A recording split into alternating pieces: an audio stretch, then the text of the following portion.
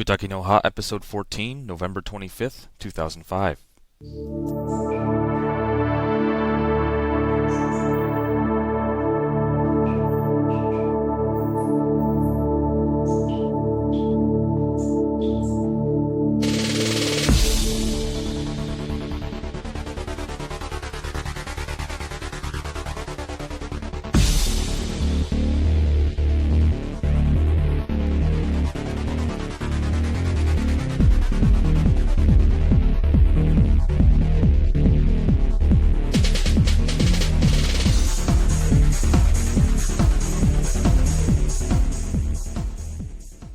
Welcome to Kutaki no Ha, the podcast dedicated to the Bujinkan martial arts of Masaaki Hatsumi Soke and to the spirit of cooperation and friendship in the Bujinkan community. I'm Shawn, your host for the podcast. Today we've got some Japanese stuff, some shoutouts, some taijutsu comments, some news, and some news about the Kutaki site itself. So we'll jump right into it with Better Japanese with Maki. Today's phrase is これください which means I have this. When I want to order from the menu, I will say これください. これ means this. ください means please. When you say this, you should point to the item that you want on the menu. Also, when you go shopping, you can use this. これください. Repeat after me. これください. Great! Better Japanese with Maki. Catch you later! Very useful phrase if you're visiting Japan and out at a restaurant, especially if they have picture menus, where you can just point at what you want when you're ordering. The end of November and the beginning of December is a very popular birthday time in the Bujinkan, at least in Japan it seems, and so we have some shout-outs with relation to that. Here's the first one from Eva from Hungary. Hi, this is Eva from Hungary. I'd like to send along a birthday greeting to a friend who is a Canadian Bujinkan addict currently living in Japan. Well, the situation is a bit awkward as this person is pretty much involved in editing Kutaki no Ha and Kutaki no Mura forums. So this greeting cannot be a real surprise for him, but I would like to send it along anyway. So this gentleman is having his birthday on Friday, and I just thought that maybe some members of the forum would join me wishing him a very, very happy birthday, joy and happiness, good health, and success in the future. Happy birthday to our Kutaki admin. Happy birthday to you, Shawn. Egészségedre. Cheers! Egészségedre. And I never could quite say that correctly, but cheers anyway. The 25th was my birthday, and I spent it basically down in Hakone, which is down in the southwestern part of Kanagawa-ken. And I went to a lake called Ashinoko with my friend and enjoyed the fall brightly colored foliage down there and walked around and had some great sushi, and it was a really good time. The traffic jams made it quite a hike to get all the way down there and back, but it was a good day. And so thanks for everyone who sent along their greetings for that. Of course, there are other birthdays at this time as well, Hatsumi Sensei's being the big one, and we're celebrating that with Daikomyo-sai next week. And we also have some other fellow Sagittarians who are living and training here in Japan. So I'd like to send shout-outs to Liz, Dan, and Paul, who all have birthdays very close together. And we actually usually celebrate them kind of together with a group party in the nearby vicinity. But it looks like this year we're going to be split up a bit, and so I probably won't see them on their birthdays. So happy birthday to you guys. It's party time! P-A-R-T. Why? Because I gotta! Along with all the partying that's going on, we are still doing training, of course, and I had a couple of comments from a recent class at Ayase that I thought I'd like to share with you guys. Some people listen to Kutaki no Ha and hang out on the Kutaki website in order to keep up to date on the techniques that we're doing in Japan these days. And so I just wanted to say that at this class we did the techniques Koku, Renyo, Danshu, and Danshi, and it really kind of struck me how, although these techniques are from the very first section of Gyokuryu, we've been really repeating them and going over them a lot during the course of the whole year. And even now that we're right at the end of the year, actually, we're still really focusing on the first techniques. And so it kind of shows how important the basics are. And even though you may have done something a number of times a while back, how important it is to keep going back and refreshing. And Hatsumi Sensei has also mentioned, especially with these initial techniques, how important and essential they are to Gyokuryu itself, and especially the first technique, Koku. And Hatsumi Sensei has said on at least one occasion that this one kata, Koku, really contains the essence of all of Gyokuryu itself. So we can see how important it is from that. There are a lot of people here at the moment for the Daikomu seminar, and when there are a lot of visitors, Hatsumi Sensei often asks people to demonstrate the techniques that we've been doing, and also asks them to use a variety of different weapons and tools when they're demonstrating. And often what happens is when Hatsumi Sensei will pull out a tool that we haven't been using up until that point and asks the person to demonstrate the technique with that weapon, what'll happen is the person gets the weapon on the brain and tries to use the weapon at every single point and every single step throughout the whole technique. One thing I think it's good for all of us to remember when we're training is that you want to set up things using taijutsu to use the weapon in the most efficient way at the most efficient time. And there's a Japanese shihan that often says, best timing from, best action do.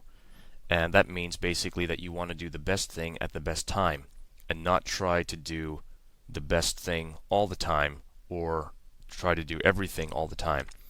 So when you have a knife in your hand, for example, and you're doing a technique against somebody, there is a best time to use that, and there's also a best time to keep it hidden and not use it. So probably what you would like to do is take the other person's balance first before you make use of or apply the weapon, and you would take balance often using the body. So I think a lot of people run into a problem where they try to use the weapon too quickly, too soon. And for example, if you have a knife, you pull it out right away. And I think that's where a lot of people kind of run into problems. And maybe it's just because they're getting nervous in front of Hatsumi Sensei and the other people in the room.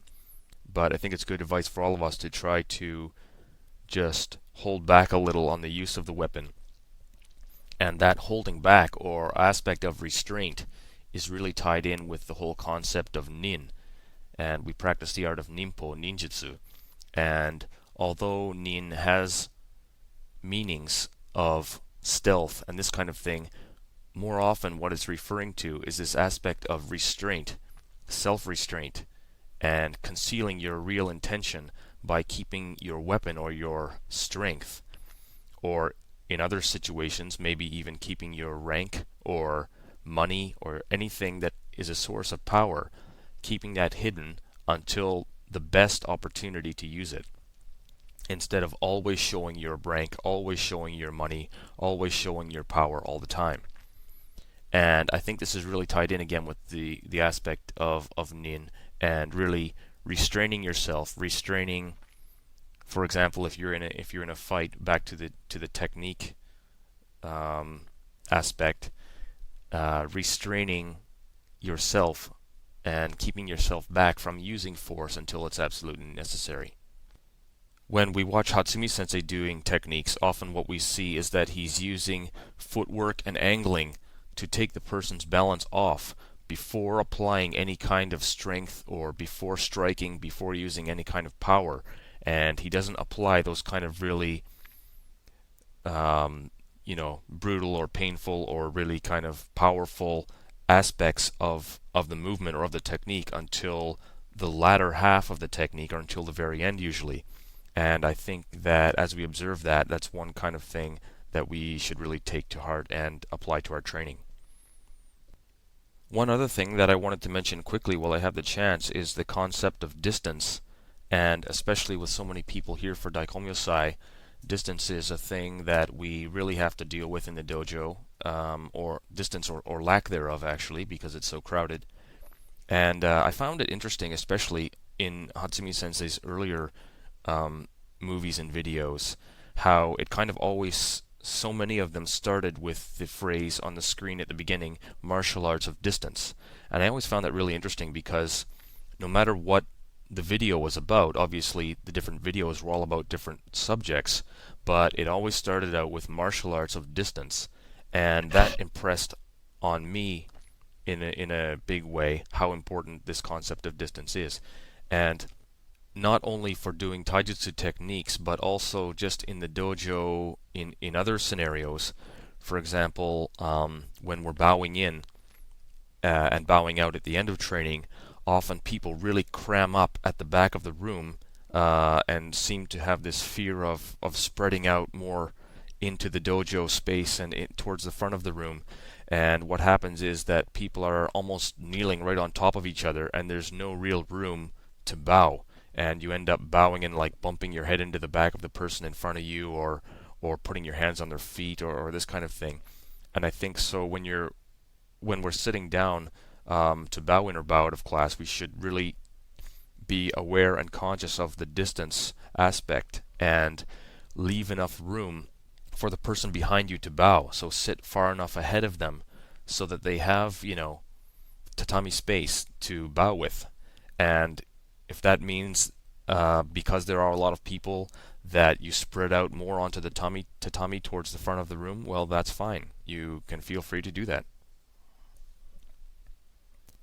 Another example of where the concept of distance often comes in with the dojo, especially at Daikomyosai, there are a lot of people here who go to sit in front of Hatsumi Sensei and take the big swing.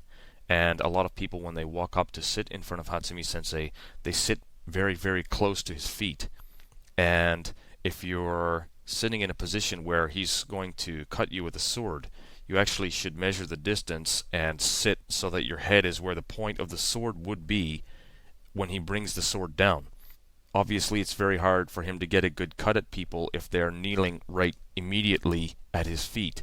And so often what you'll see is people sit very close to him, and then Hatsumi Sensei will take a step or two back in order to create the distance himself for a good cut.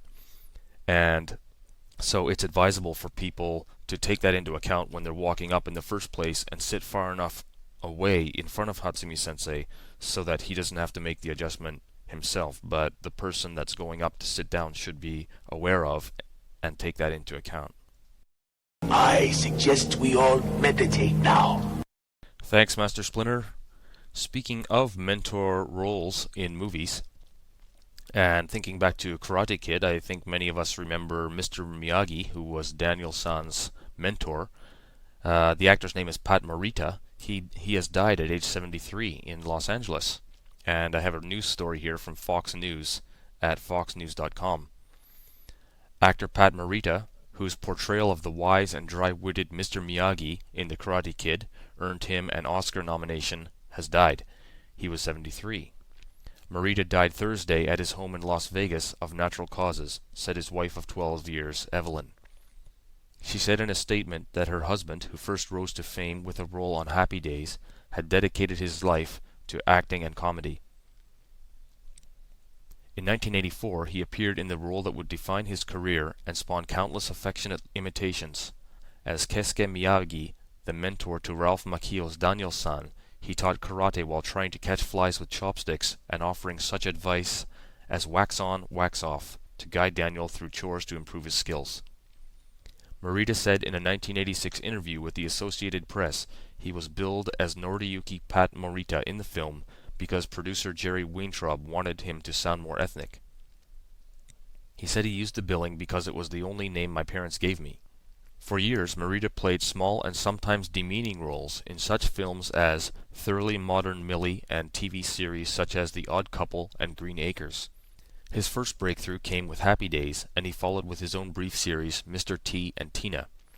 The Karate Kid led to 3 sequels, the last of which, 1994's The Next Karate Kid, paired him with a young Hilary Swank. Marita was prolific outside of the Karate Kid series as well, appearing in Honeymoon in Vegas, Spy Hard, Even Cowgirls Get the Blues, and The Center of the World. He also provided the voice for a character in the Disney movie Mulan in 1998.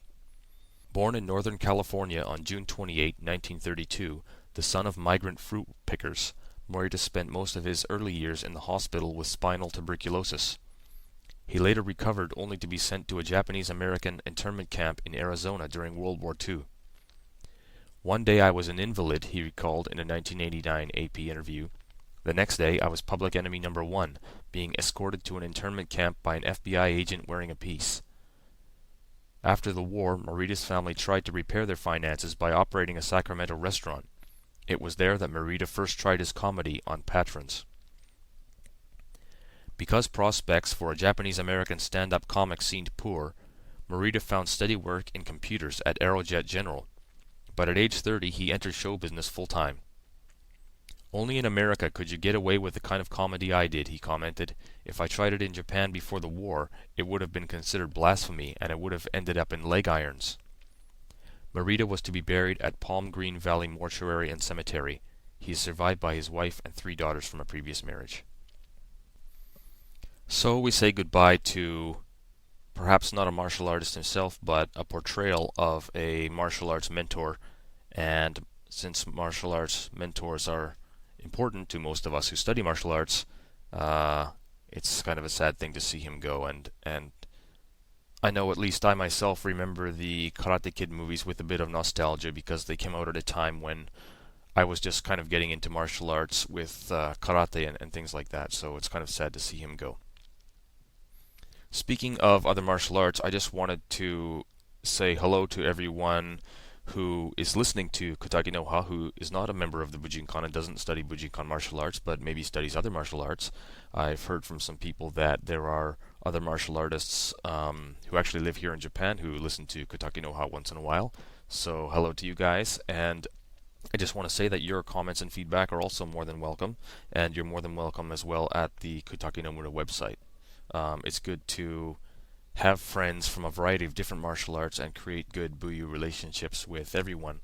Although, of course, the Kutaki no Mura website will take a Bujinkan slanted view on things, you are more than welcome to participate there if you wish to do so. Speaking of the Kutaki no Mura website, we recently did a major upgrade, and thanks a lot to Jan and Jeremy, the co-admins, for all their help on the back end of things during the upgrades. There were a lot of glitches, and we test ran the upgrades on backup machines and in test environments over the period of about a week and a half before we actually got everything basically working the way that we wanted it to. So there has been a lot of stuff going on behind the scenes in order to get the website up to the current version and status that it is right now. So thanks for everyone for your patience while we've been working on getting that up and running. As the result of the upgrade to the newest version, there are going to be a few changes. There are going to be some forums which will be merged together, so the total number of forums will actually be reduced. And in order to better focus the discussion, some forums will only be available to Bujinkan members who send in membership cards, and this is going to be implemented gradually over a period of time, so there's no need to panic or anything, but just to let you know that in the future you will have to verify Bujinkan membership to participate in some discussions. We have found that there are certain forums which lend themselves more easily to a rapid kind of like degradation into a total mess, and lend themselves more easily to people getting into arguments because the topics are too general and not really focused enough. So there will be forums which are open to the general public and to everyone, but some forums will only be open to Bujinkan members in the future. So just please keep that in mind. You may want to actually get your Bujinkan membership if you have been slack in getting it in the past. your card will be required in the future for those forums. One of the other things that's come up with the upgrade is that there are some new icons that you can see on the screen. There are new icons indicating new posts, active or inactive forums, and this kind of thing, as well as new like reply and start new thread buttons and this kind of thing. And I've been thinking that it would be nice if we had kind of a more Bujinkan-ish theme for the kind of buttons and icons that are used on the site.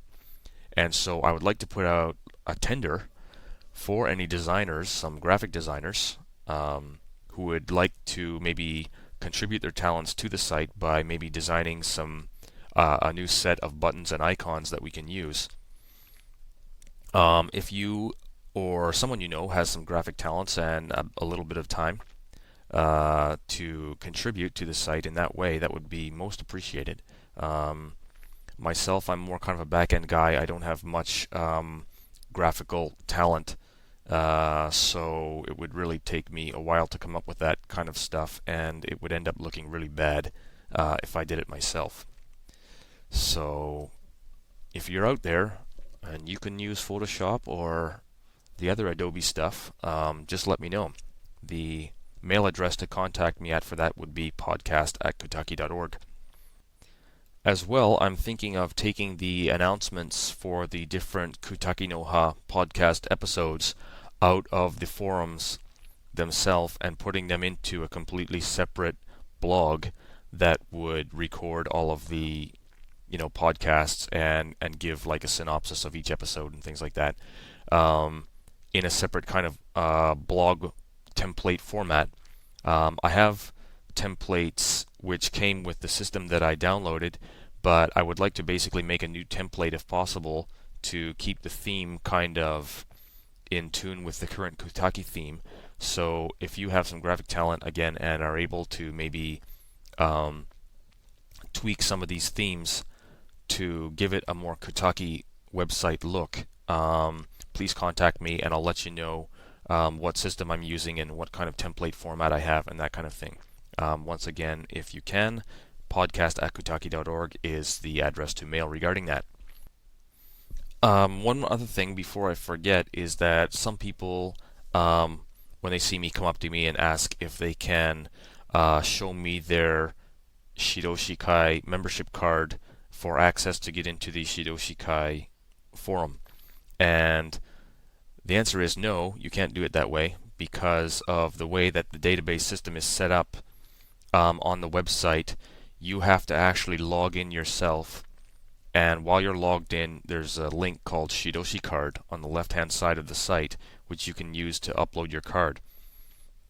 And what that does is it associates the card image that you're uploading with the user ID that you're logged in as.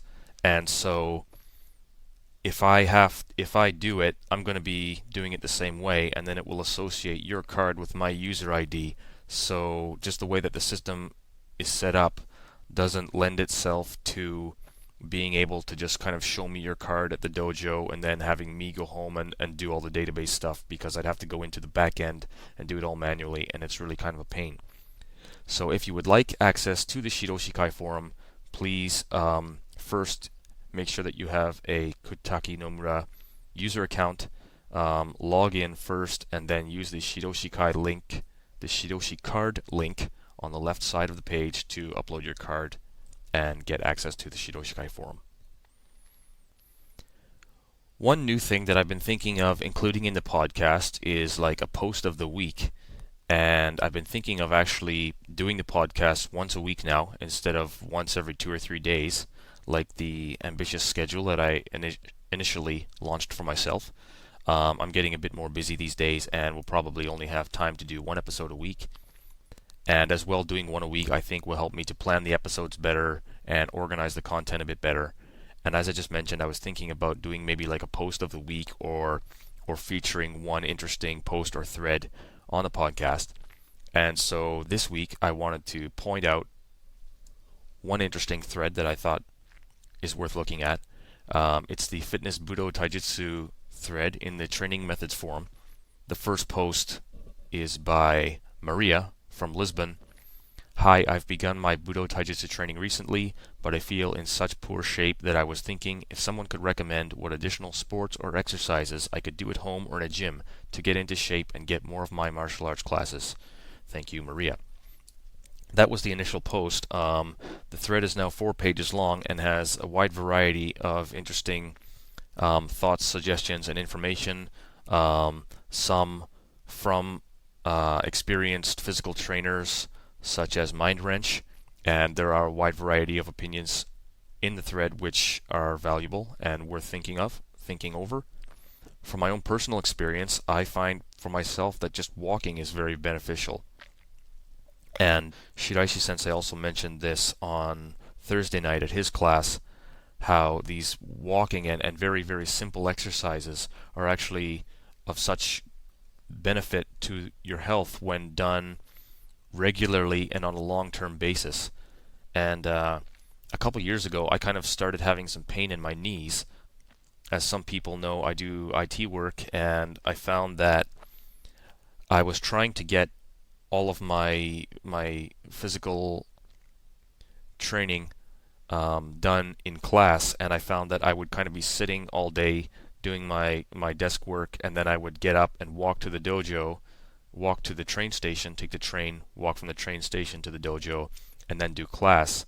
And I was thinking that kind of walking and the exercise in class would be enough, but I was starting to get some pain in my knees, and I thought, well, maybe, it's just because I've been training for this long, and maybe, now I'm 34, 35, whatever, and I'm just starting to get old. But I thought, well, there are a lot of people who have been training longer than I have and seem to have fine knees. So I thought I'll just get into a regular regimen of walking. So I started to walk 1 or 2 kilometers every morning before starting work, and the pain in my knees actually stopped almost immediately after the first couple days. I had no pain at all anymore. And now I find that as long as I keep up that regimen of just walking, it's of really great benefit to my knees and my legs. And the thing that Shiraishi Sensei pointed out on Thursday night was that the muscles in your legs are all connected to and support your lower intestinal tract, and your internal organs are actually fed a lot of blood by circulation, which happens when you walk and through developing strong leg muscles. So the legs are actually very important for the health of the whole body. So this was one thread that I found really interesting for the Bujinkan. The Bujinkan is a martial art where the condition of our physical health and our own exercise is really left up to us to do on our spare time. When I was in karate, I remember that we used to do really tough physical exercises, a lot of running, push-ups, and sit-ups at the beginning of the class, and for at least the first half of the class, we'd be doing these things. We'd run a number of kilometers, like 5Ks, just as a warm-up for the class. And then, we'd do sit-ups and push-ups, so there were literally like pools of sweat on the floor. And so it was pretty hard to be in the class for very long before you found yourself getting into pretty decent physical shape.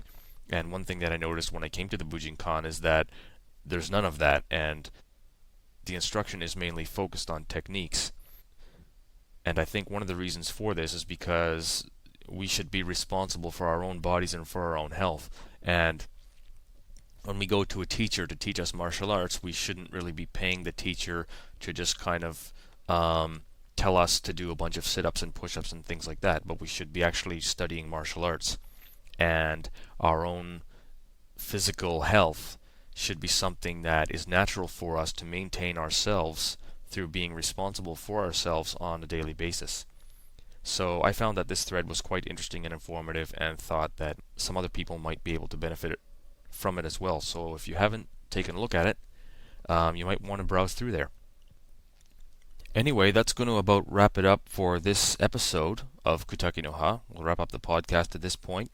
Thanks again for listening. And again, if you haven't given us a vote at podcastalley.com, please jump over there and show your support and give us a vote. Thanks again for listening, and see you around.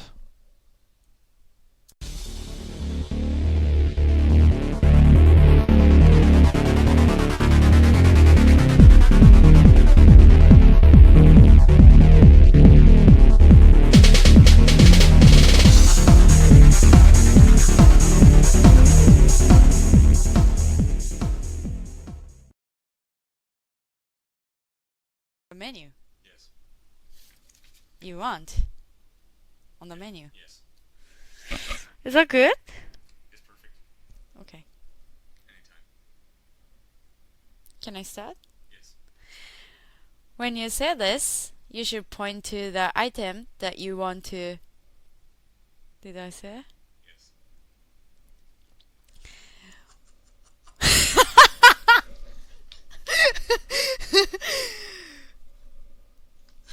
Try again. Okay. When you say this, you should point to the item that you want to. You want. Ah, you want to ってなっちゃうんだ。もう一回。You want. Yes. Ah, okay. Alright. When you say that, 違う。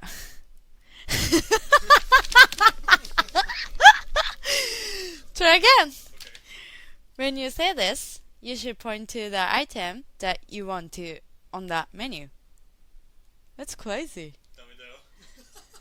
あー、もうやだ。